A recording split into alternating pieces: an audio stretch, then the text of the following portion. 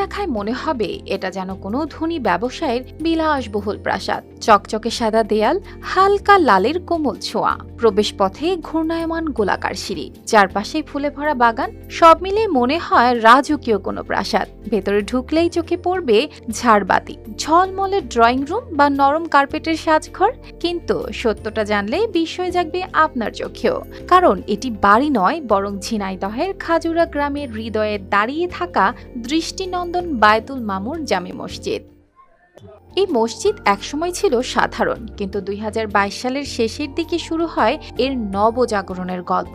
প্রায় ৫ কোটি টাকা ব্যয়ে একজন দক্ষ প্রকৌশলীর তত্ত্বাবধানে তৈরি হয় এই ৫ তলা বেলাট স্থাপনা। ২০২৫ সালের জানুয়ারিতে শেষ হওয়া এই কাজের পর মসজিদটি এখন শুধু ইবাদতের স্থান নয়, এটি হয়ে উঠেছে শিল্প, সৌন্দর্য ও প্রশান্তির এক মিলন মেলা। ভেতরে ঢুকলেই বোঝা যায় এর ব্যতিক্রমী নকশার মাহাত্ম্য। মেঝেতে রয়েছে উন্নত মানের চকচকে টাইলস, আর প্রতিটি পিলারে এমন সূক্ষ্ম কারুকাজ যে মনে হবে যেন শিল্পীর হাতে গড়া জীবন্ত অলংকার। শীতাতপ নিয়ন্ত্রিত এই মসজিদে একসঙ্গে ১,০০০ মুসল্লি নামাজ আদায় করতে পারেন। চারপাশে মনোমুগ্ধকর বাগান, সব মিলিয়ে এখানে ইবাদতের পাশাপাশি পাওয়া যায় মানসিক প্রশান্তি।